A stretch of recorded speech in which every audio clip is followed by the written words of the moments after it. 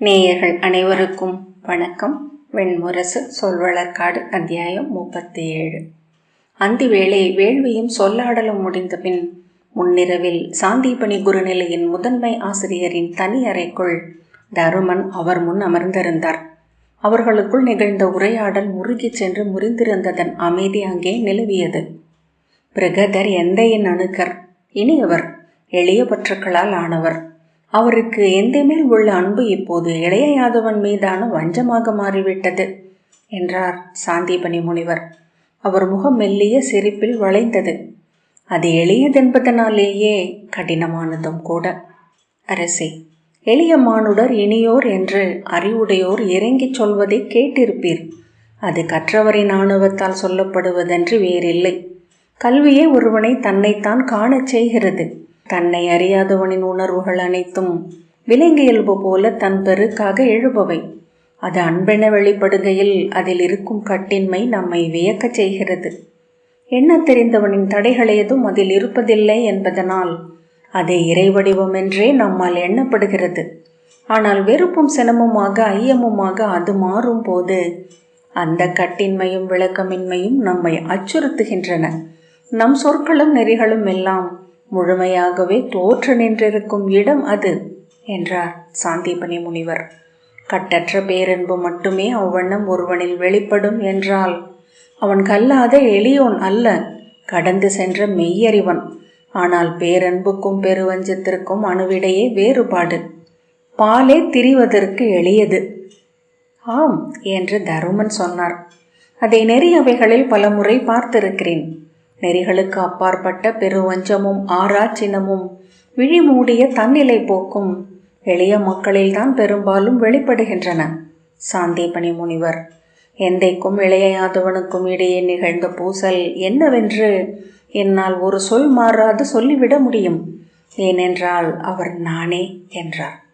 நான் உஜ்ஜயினி சாந்தீபனி குருநிலைக்கு திரும்பி வந்தபோது எந்தை அங்கில்லை. கதறியபடி ஓடி வந்த பிரகதர் அவர் அன்று காலையிலேயே கிளம்பி சென்றதை என் காலடியில் விழுந்து நெஞ்சில் அறைந்தபடி சொன்னார். அக்கணமே அனைத்தையும் நான் தெளிவுற கண்டேன். பின்பு ஒவ்வொருவரிடமாக கேட்டு அறிந்து கொண்டேன். துவாரகையில் சென்று தங்கிய நாட்களில் இரு யாதவர்களிடமும் நிகழ்ந்தவை குறித்து பேசி இருக்கிறேன். எந்தைக்கும் மலைமகள் ஒருத்தியில் பிறந்தவன் நான். நீர் எளிதில் துளியாகிறது. உலோகம் மிகு வெப்பத்தில் உருகி அனல் என்று சொட்டுகிறது. எந்தை துறவு புனவே எண்ணியிருந்தார். ஐம்புலன்களையும் வெல்வது அவருக்கு எளிதாகவே இருந்தது. ஆனால் கனிவு என்னும் 6வது புலனை வெல்ல அவரால் இயலவில்லை. காட்டில் நீராடச் செல்லும் போது ஓர் அன்னை நாய் தன் மைந்தனை நாவால் உடல் எங்கும் நக்குவதை கண்டார். அன்னையின் கண்களில் இருந்த மயக்கம் அவரை மெய் விதிர்ப்பு கொள்ளச் செய்தது.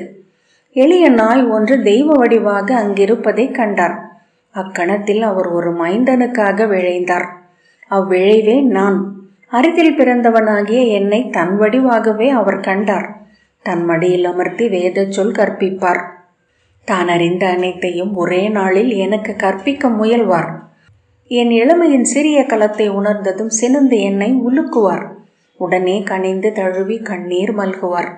எப்போதும் என்னை சூழ்ந்தே இருந்தது அவருடைய சித்தம். அதை நான் ஒரு மாறா துணை என என்னுடன் எப்போதுமே உணர்ந்து கொண்டிருந்தேன். மழைக்கால பேரருவி என என்மேல் கொட்டிக்கொண்டே இருந்தார். அவரிடமிருந்து தப்புவதற்காக இளமையிலேயே எங்காவது கிளம்பி செல்ல தொடங்கினேன். ஆனால் ஓரிரு நாட்களிலேயே நான் அவருக்காக தவிக்க தொடங்குவேன். மீண்டு வந்தால் படுத்த படுக்கையாக இருக்கும் அவரைத்தான் காண வேண்டியிருக்கும். ஒரு சொல் எழாமல் என்னை தழுவி கண்ணீர் விடுவார்.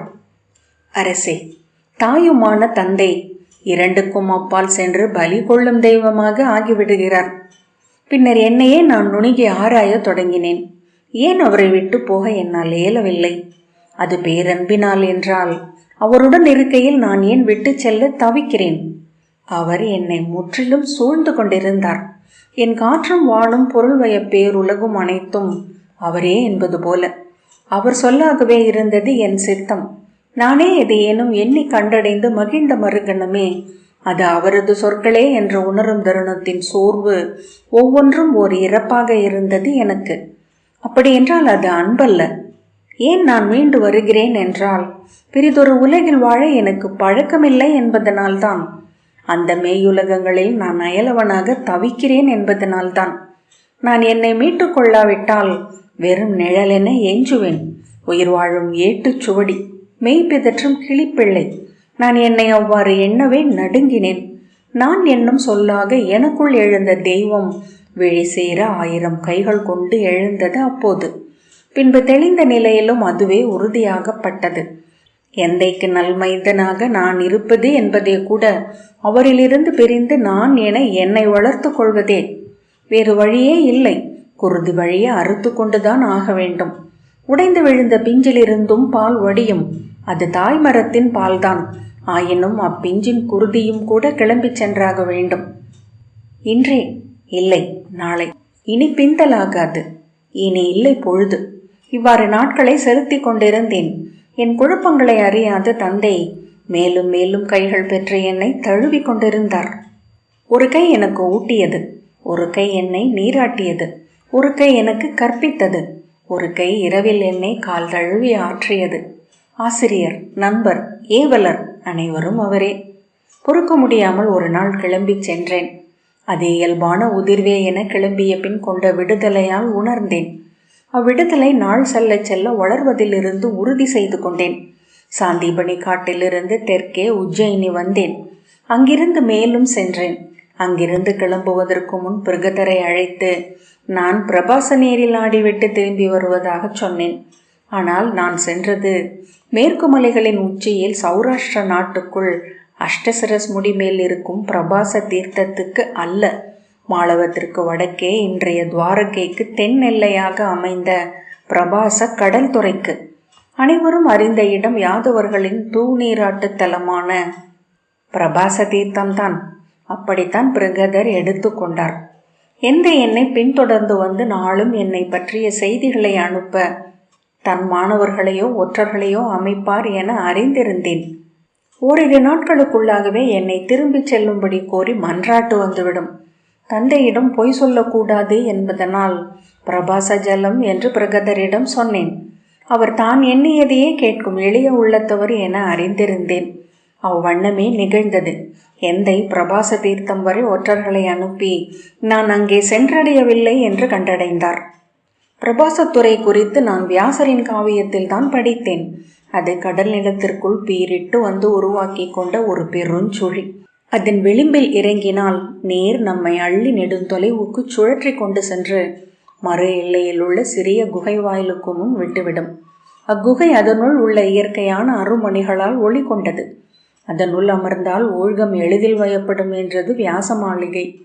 ஆனால் அங்கு செல்லும் தகுதி நமக்கு உண்டா என்பதை கடலே முடிவு செய்யும். தகுதியற்றவர்களை அது தன் சுழி மையத்திற்கு கொண்டு சென்று விழுங்கிவிடும். அங்கு சென்று என்னை நானே நோக்கி அறிய வேண்டும் என விழைந்தேன். ஓராண்டில் திரும்பி வரலாம் என்று எண்ணித்தான் சென்றேன்.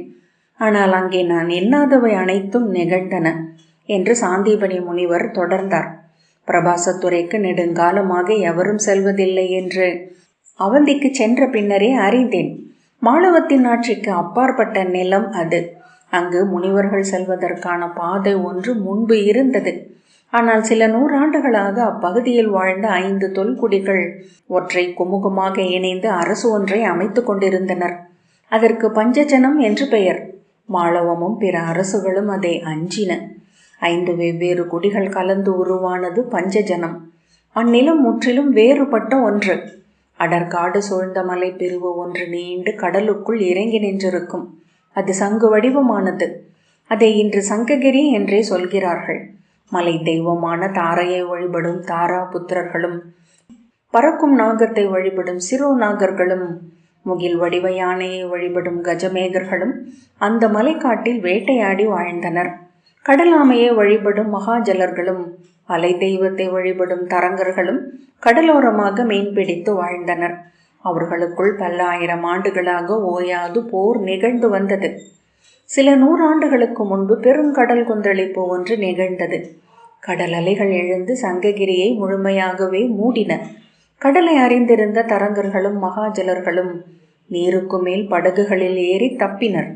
அலைகள் மலை விழாவை ஓங்கி அரைந்து நுரை எழுப்பின. நீர் வடிந்து கடல் நிலை மீண்ட போது பாறை இடுக்குகளில் எல்லாம் சிப்பிகளும் சங்குகளும் சோழிகளும் நிறைந்திருப்பதை மலை மக்கள் கண்டனர்.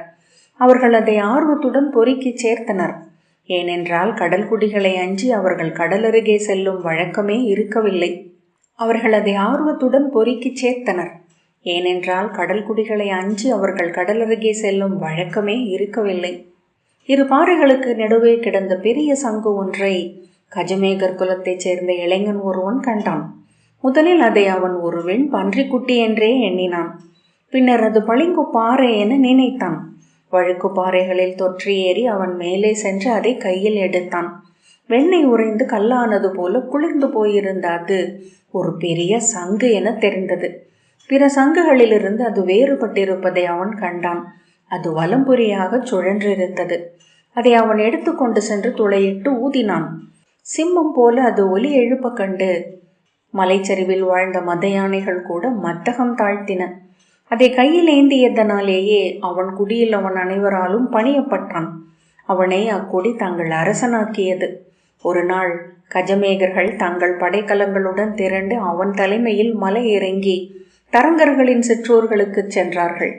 அவர்கள் வருவதைக் கண்டு சினந்து தங்கள் மீனெறி வேல்களுடனும் தூண்டில் முட்களுடனும் தரங்கர்கள் எதிர்த்து வந்தனர். கஜமேகர்களின் தலைமுகப்பில் அவர்களின் தலைவன் மிக பெரிய வலம்புரி சங்குடன் வருவதை கண்டனர். அவன் அதை மும்முறை ஊதியதும் அவர்கள் படைக்கலங்களை விட்டுவிட்டு முழங்கால் ஊன்றி பணிந்தனர். அவன் அவர்களை வென்று அவர்களை தன் மக்கள் என அறிவித்தான். அவர்களின் குல தலைவி அமரும் பாறை பீடத்தில் அந்த சங்கை தன் தலையில் வைத்தபடி அரசன் என அமர்ந்தான். அவர்கள் அவனுக்கு மீனும் சிப்பியும் முத்துக்களும் அளித்து வணங்கினர். அவன் பெருஞ்சங்கத்தின் கதை அனைத்து குலங்களுக்கும் பரவியது. எந்த எதிர்ப்பும் இன்றி 5 குலங்களும் அவனை தங்கள் அரசனாக ஏற்றுக்கொண்டன. அவன் தன் தலையில் அந்த வெண் சங்கை முடியென சூடி அமர்ந்து ஆட்சி செய்தான். அவனை அவன் குடி சங்கன் என்று அழைத்தது. மாளவர்களும் பிறரும் அவனை சங்காசுரன் என்றனர். சங்கனின் வழிவந்த அரசர்கள் மாளவம், விதர்ப்பம், கூர்ஜரம் போன்ற பிற அரசுகளின் எல்லைகளை தாக்கி கருவூலங்களை கொள்ளையிடுவதை தங்கள் பொருள் வளர்க்கும் வழியாக கொண்டிருந்தனர். வணிக பாதைகளில் வண்டிகளை மறித்து சூறையாடினர். பயணிகளில் பெண்களையும் அரச குடியினரையும் அந்தனரையும் பிணையாக பிடித்து கொண்டு சென்று சிறையிட்டு பெரும் பொருளுக்கு விலை பேசினர். செல்வம் சேரச் சேர அவர்கள் கோட்டையையும் அரண்மனையையும் கட்டி கொண்டனர். அவர்களின் அரசன் சங்கு வடிவமான பொன்முடியை சூடிக்கொண்டான். அவர்களின் குலக்குறியான அந்த வலம்புரி சங்கு அரண்மனையின் மையத்தில் ஒரு பொற்பீடத்தில் அமைக்கப்பட்டிருந்தது. அதை பாஞ்சஜன்யம் என்றனர். சங்கனின் படைகள் முன்னரே ஒரு முறை துவாரகைக்கு வந்த யாதவ பெண்களை கவர்ந்து கொண்டு செல்ல முயன்றன. செய்தி அறிந்த கிருஷ்ணனும் பலராமனும் ஒரு சிறு புரவி படையுடன் குறுக்கு வழியாக சென்று அவர்களை மறித்து போரிட்டு தங்கள் பெண்களை மீட்டனர். சங்கனின் மைந்தன் ஒருவன் அப்போரில் கொல்லப்பட்டான். துவாரகை உருவாகி வந்தமை பஞ்சஜனர்களுக்கு அச்சுறுத்தலாக இருந்தது. துவாரகைக்கு வரும் கலங்களை பஞ்சஜனர் தாக்கி கொள்ளையடித்தனர். அவர்களை சென்று தாக்கி வெல்லும் அளவுக்கு துவாரகைக்கு படை வல்லமையும் இருக்கவில்லை. எனவே ஒவ்வொரு நாளும் என அங்கே கரையிலும் கடலிலும் போர்களும் பூசல்களும் நிகழ்ந்து கொண்டிருந்தன. இவை எதையும் அறியாமல் நான் பிரபாசத்துறைக்கு சென்றேன். நான் எங்கு செல்கிறேன் என்பதை எவரிடமும் சொல்லவில்லை. மாளவத்தின் எல்லையை கடந்ததுமே என்னை எவரோ தொடர்வது போல உணர்ந்தேன். சற்று நேரத்திலேயே என்னை வளைத்து கொண்டார்கள். என்னை அரைந்து வீழ்த்தி கைகளை பின்னால் கட்டி இழுத்து சென்றனர். அவ்விளமையில் அதையும் ஒரு காவிய நிகழ்வாகவே எண்ணிக்கொண்டேன். என்னை கொண்டு சென்று சங்கன் முன் நிறுத்தினர். முதற் சங்கரசரின் 12வது கொடி வழியினன் அவன். என்னிடம் என் கொடி வழியையும் குரு முறைமையையும் கேட்டான். நான் வேண்டுமென்றே போய் சொன்னேன். என் குருமுறை கௌதமநேரி என்றும் என் தந்தை பெயர் விபாசர் என்றும் சொன்னேன். ஏன் அப்படி சொன்னேன் என்று இன்றும் தெரியாது. அந்த இளமையையே சுட்டுவேன். ஏதோ ஒன்று நிகழ வேண்டுமென எண்ணினேன். முனிவர்களை கொல்ல மாட்டார்கள் என எண்ணி இருக்கலாம். அல்லது பிணை தொகைக்காக அவர்கள் என் தந்தையை அணுகக்கூடாது என்பதனாலாக இருக்கலாம். என் ஆணவம் நிமிர்வதற்கான ஒரு தருணம் அல்லவா அது. அவர்கள் என்னை பற்றி தூதுக்களை அனுப்பினார்கள். மாலவர் என் மேல் ஆர்வம் காட்டவில்லை. கௌதமர்கள் தங்களில் எவரும் காணாமல் ஆகவில்லை என்று சொல்லிவிட்டனர். ஓராண்டு காலம் என்னை அவர்கள் சிறை வைத்திருந்தனர். பின்னர் என்னை அவர்களின் படகுகளில் அடிமை பணிக்காக சேர்த்து கொண்டனர். உண்மையில் எனக்கு அவ்வுலகம் புத்தம் புதியதாக இருந்தது. ஒவ்வொரு நாளும் புதிய அறிதலுடன் விடிந்தது. கடுமையான உடல் உழைப்புக்கு பின் பெரும் பசியுடன் உண்பதும் உடல் சோர்ந்து தன்னை மறந்து துயில்வதுமே பேரின்பம் என்று கண்டு கொண்டேன். படகோட்டவும் கடல் புகுந்து மீன் கொள்ளவும் பயின்றேன். அவர்கள் மொழியை நன்கு கற்றேன். நாளடைவில் அவர்களில் ஒருவனாக ஆனேன். அவர்களால் விரும்பப்பட்டேன். என் கல்வி புலம் எனக்கு உதவியமையால் அவர்களில் கற்றோன் என முதன்மை பெற்றேன். எங்கும் எக்குலத்திலும் அந்தணனுக்கான இடம் ஒன்று உள்ளது. செந்தன்மை என்பதே அந்தன்மை என்பதனால் அவர்களின் மொழிக்கு நான் இலக்கணம் அமைத்தேன். அவர்களிடம் இல்லாத சொற்களை செம்மொழியிலிருந்து எடுத்து அளித்தேன். அவர்களின் கடற்குறிகளை தொகுத்து சமுத்திர லட்சண காரிகை என்னும் நூலை இயற்றினேன். அந்நூலை அவர்கள் அனைவரும் மனப்பாடம் செய்ய வைத்தேன். அவர்களின் குமுக நெறிகளை தொகுத்து சங்க ஸ்மிருதி ஒன்றை அமைத்தேன். அவை புதிய தலைமுறைகளுக்கு எளிதாக கற்பிக்கப்பட்டன. அவர்களின் தொழிலும் குமுகமும் சொற்களால் உறுதியாக கட்டி நிறுத்தப்பட்டன. என்னை அங்கே எவரும் சிறையிட்டிருக்கவில்லை. விரும்பியிருந்தால் நான் கிளம்பி வந்திருக்க முடியும். ஆனால் மீண்டு வந்து நான் ஆற்றும் செயற்களங்கள் ஏதும் இருக்கவில்லை. எந்தை நான் இறந்துவிட்டதாக எண்ணி இறுதிச் சடங்குகளை செய்தார் என சூதன் ஒருவனிடமிருந்து அறிந்தபோது பெரும் விடுதலையையே அடைந்தேன். அங்கே 3 சங்ககுல கன்னியரை மணந்தேன். அவர்களில் எனக்கு 7 மைந்தர் பிறந்தனர். 7 விழுதுகளால் மண்ணுடன் அசையாது பிணைக்கப்பட்டேன். நான் இயற்றிய உலகில் அதன் மைய அறிஞனாக என் வாழ்க்கையை அமைத்து கொண்டேன். சிலந்திக்கு தன் வலையே சிறை. ஒருமுறை என் தந்தை எனக்கான நீர்க்கடனை ஏற்றும் பொருட்டு சௌராஷ்டிரத்தில் அஷ்டசரசுக்கு மேல் அமைந்திருந்த பிரபாச தீர்த்தம் சென்றிருந்தார். அவருடன் துவாரகையிலிருந்து வந்த 2 யாதவர்களும் துணை சென்றனர். நான் அங்குதான் உயிர் துறந்ததாக அவர் எண்ணிக்கொண்டிருந்தார். அங்கு சென்று எனக்கான கடன்களை முற்றும் செய்து தான் துறவு பூண்டு உலகியல் கடன்களில் இருந்து விடுபட வேண்டும் என விழைந்தார். இப்பிறவியில் தனக்கு எஞ்சி இருப்பது அது ஒன்றே என்று அவர் எண்ணினார். அவர் உள்ளத்தில் நாம் கொண்டிருந்த இடம் என்ன என்று யாதவர்களுக்கோ பிறமானவர்களுக்கோ தெரியாது. நான் இறந்ததாக செய்தி கேட்டதுமே எந்தை அதை தெய்வங்களின் அடி என்றே எடுத்துக்கொண்டார். தீப்பட்ட யானை போல அலறி துடித்தபடி அவர் தன் ஆசிரியரிடம் ஓடினார். அனைத்தையும் துறந்து மலை குகை ஒன்றில் தவம் செய்திருந்த அவர் அரியதே பறிக்கப்படும் என்னும் ஊழின் நெறியை காவியங்களை நோக்கினாலே அறியலாம். அது உனக்கு அரியதென்று தோன்றியதே கூட அது பறிக்கப்படும் என நீ அறிந்ததனால்தானே என்றார். அத்தனை இரக்கமற்றதா அது? அத்தனை நெறியின்மையா நம்மை ஆள்கிறது என்றார் எந்தை நெஞ்சில் ஓங்கி அறைந்தபடி. அதன் மேல் கேள்விகளால் மோதாதே மூடா. கேட்க கேட்க விடையின்மை கொள்வதன் பெயரே ஊழ் என்பது. அதை விட்டு விலகிச் செல். உன் ஊழுக்கு உன்னை ஒப்படை என்றார். என் மைந்தன், நான் அவனை விழியால் பிரிதொரு முறை பார்ப்பேனா? பிரிதொன்றையும் நான் வேண்டேன் என்று எந்தை நெஞ்சுடைந்து கதறினார். இறப்பை கண்ட அனைவரும் சொல்பவை இவை. சொற்களை கருதிவை. ஒருவேளை நீ அவனை மீண்டும் காண நேர்ந்தால் அத்தனை சொல்லும் பொருளின்றி போகும் என்றார் ஆசிரியர். எந்தை அவர் சொல்வன எதையும் செவிகொள்ள முடியாதவராக இருந்தார். 40 நாட்கள் தன் குருநிலையின் இருளுக்குள் ஒடுங்கி கிடந்தார். தன்னை இறுக்கிச் சுருட்டி ஓசையே இன்றி அத்துயரை முழுக்க பெற்றுக்கொண்டார். ஒரு சொல் கூட மிச்சமின்றி என்னை தன் உள்ளத்திற்குள் செலுத்தி புதைத்தார். என்னை பற்றி அவர் எவரிடமும் பேசுவதில்லை. என்னை அவர் முற்றிலும் மறந்துவிட்டதாகவே பிருகதர் போன்றவர்கள் எண்ணியிருந்தனர். ஆனால் அவருக்குள் ஆறாத புண் என நான் குருதி கசிந்து கொண்டிருந்தேன். என்னை அவர் எண்ணுவதே இல்லை. ஆனால் அவர் கனவில் மாறா இளமையுடன் நான் வந்து கொண்டிருந்தேன். அந்த இருளில் இருந்து அவரை மீட்டது இளைய யாதவனை பற்றிய கனவு. அனைத்திலும் நம்பிக்கை இழந்து இருண்டு சென்று கொண்டிருந்த அவருக்கு மீண்டும் வாழ்விருப்பதாக அறிவித்தது. மலையடிவாரத்து சாந்தீபனி குருநிலையை உதறி உஜ்ஜயினிக்கு வந்து அவனுக்காக காத்திருக்க முடிவெடுத்ததே அவரை மீட்டது. தன் மாணவர்கள் சென்று துவாரகையை அமைத்து படை வல்லமை கொண்டதும் எந்தை அவர்களிடம் கோரியது தன்னை மைந்தன் இருந்த பிரபாச தீர்த்தத்திற்கு கொண்டு செல்ல வேண்டும் என்றுதான். உண்மையில் மூத்த யாதவர் அவருக்கு ஒரு மைந்தன் இருந்ததையே அப்போதுதான் அறிந்தார். ஆசிரியரே, உங்களுக்கு மைந்தன் ஒருவன் இருந்தானா? நான் இன்று வரை அறியவில்லையே. உங்கள் மைந்தனே இவன்தான் என்றல்லவா எண்ணினேன் என்றார். ஆம், இவனும் என் மைந்தனே. இவனுக்கு எப்படி கற்பிப்பது என அவனிடமிருந்தே கற்றேன். என் மைந்தன் மேல் கற்பாறை விதை முளை மேல் என அமர்ந்திருந்தேன். அவன் என்னை உதறி சென்று விடுதலை கொண்டான் என்றார் எந்தை. இளையவன் அதை கேட்டு புன்னகையுடன் வேறெங்கோ நோக்கி நின்றிருந்தான். யாதவர்களுடன் கிளம்பி 12 நாட்கள் பயணம் செய்து அரிய மலை வளைவுகளை கடந்து பிரபாச தீர்த்தத்தை அணுகி நீர்க்கடனுக்காக அமர்ந்தார் எந்தை. இலை மேல் அன்னமும் மலரும் படைக்கப்பட்டு என் வடிவாக அங்கிருந்து எடுக்கப்பட்ட சிறிய கூழாங்கல் ஒன்றும் வைக்கப்பட்டிருந்தது. சடங்குகள் செய்வதற்காக அமர்ந்த முதிய அந்தனர் விழி அறியாதவர். அவர் கூழாங்கல்லை தொட்டதுமே, இது உயிருள்ளதாயிற்றே என்றார். என்ன சொல்கிறீர்கள் என்றார் எந்தை. இம்மைந்தன் இறக்கவில்லை, உயிருடன் எங்கோ இருக்கிறான்.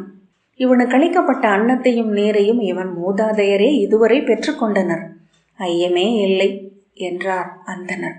எந்தை, மைந்தா, என் உயிரே என அலறியபடி மயங்கி விழுந்து விட்டார். திரும்பி வரும் வழி எங்கும் எந்தை கண்ணீர் விட்டு கொண்டிருந்தார். அவரிடம் இளைய யாதவன் ஒரு சொல்லும் கேட்கவில்லை. சாந்தீபனி குருநிலையை அடைந்ததும் எந்தை இரு யாதவர்களையும் அருகழைத்தார். நான் உங்களுக்கு ஆசிரியனாக அமைந்து இதுகாரும் கற்பித்தேன். ஆசிரிய கொடையின்றி கல்வி முழுமையாவதில்லை. இன்று உங்களிடம் ஆசிரிய கொடை கோருகிறேன். என் மைந்தன் எங்கிருந்தாலும் மீட்டு கொண்டு வருக. அவனை கண்ட பின்னரே நான் அனலவிந்து உயிர் துறக்க முடியும். பெரிதொன்றும் இப்புவியல் எனக்கு தேவையில்லை என்றார். மூத்த யாதவர், 8 ஆண்டு காலம் ஆகிவிட்டது. அவர் விழைந்திருந்தால் மீண்டு வந்திருக்க கூடுமே என்றார். எதையும் நான் கேட்க விழையவில்லை. என் மைந்தனை எனக்கு கொண்டு வந்து கொடுங்கள். அது ஒன்றே எனக்குரிய ஆசிரிய கொடை என்றார் எந்தை. அவ்வண்ணமே ஆகுக என்றான் இளைய யாதவன். நான் விடைபெற்று சென்றதை பிருகதரிடமிருந்து மீண்டும் கேட்டறிந்தான். ஒவ்வொரு சொற்துளியையும் ஒவ்வொரு முகக்குறியையும் அவரிடமிருந்து மீட்டெடுத்தான். 7 நாட்கள் 12 முறை அவரிடம் அவன் உரையாடினான் என்கிறார்கள். இறுதியில் அவன் அவராக மாறி என் முன் அத்தருணத்தில் நின்றிருந்தான். என் விழிகளின் கரவை கண்டடைந்தான். பிரபாச தீர்த்தம் என்னும் சொல்லை நான் தவிர்த்ததை, பிரபாச நீர் என்றே சொன்னதை உணர்ந்தான். மூத்தவரிடம், ஐயமே இல்லை மூத்தவரே, அவர் சங்கனின் சிறையில் இருக்கிறார். ஆனால் அவர்கள் பிணையர்களை பற்றி செய்தி அறிவிப்பார்கள், பிணை மீட்பு செல்வம் கோருவார்கள் என்றார் மூத்தவர். அது நிகழவில்லை. ஆசிரியரின் மைந்தர் தன் பெயரையும் குலத்தையும் மறைத்திருக்கலாம். அவர்கள் அந்தனரை கொல்வதில்லை என்றான். ஆனால் அவர் இத்தனை நாள் எங்கிருக்கிறார்?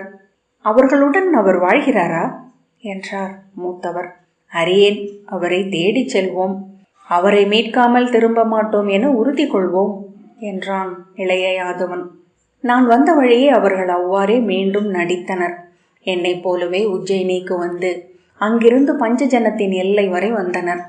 அங்கே ஒரு வணிகச் சாவடியில் அவர்களிடம் பஞ்சஜனத்தின் கஜமேக குலத்தைச் சேர்ந்த வணிகன் ஒருவன் அறிமுகமானான். அவன் துவாரகைக்கு சென்று வணிகம் செய்ய விரும்பினான். அவன் அவர்களிடம் துவாரகை பற்றி கேட்டுக்கொண்டிருந்தான். அவர்கள் துவாரகை பற்றி அவனிடம் பேசிக்கொண்டே பஞ்சஜனம் குறித்து கேட்டறிந்தனர். அவன் நான் ஏற்றிய கடல் நூலில் இருந்து ஒரு செய்யுளை பாடினான். அதை கேட்டதுமே இளைய யாதவன் சொல்லிவிட்டான். ஐயமே இல்லை, இது சாந்தீபனி குருநிலையில் பயின்றவரால் யாக்கப்பட்டது. இதை இயற்றியவர்தான் நாம் தேடுபவர்.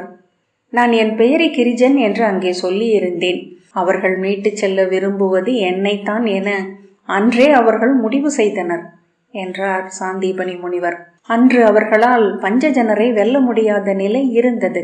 படை கொண்டு சென்றால் என்ன என்று மூத்தவர் கேட்டபோது இளைய யாதவன் சிரித்தபடி, மூத்தவரே, நாம் படை கொண்டு சென்றால் பஞ்சஜனரின் படைகளுடன் மட்டும் அல்ல, அதை நடத்தி வரும் சாந்தீபனி குருநிலையின் பேரறிவுடனும் போரிட வேண்டியிருக்கும். நாம் வெல்ல முடியாது. அப்படியென்றால் என்னதான் செய்வது? மூத்தவர், வென்றாக வேண்டும் என்றால் அதற்கான வழி ஒன்று இருப்பதை கண்டுகொள்ளலாம் என்றான் இளையவன். சொல்வளர்காடு 37வது அத்தியாயம் இத்துடன் நிறைவு பெற்றது. நன்றி.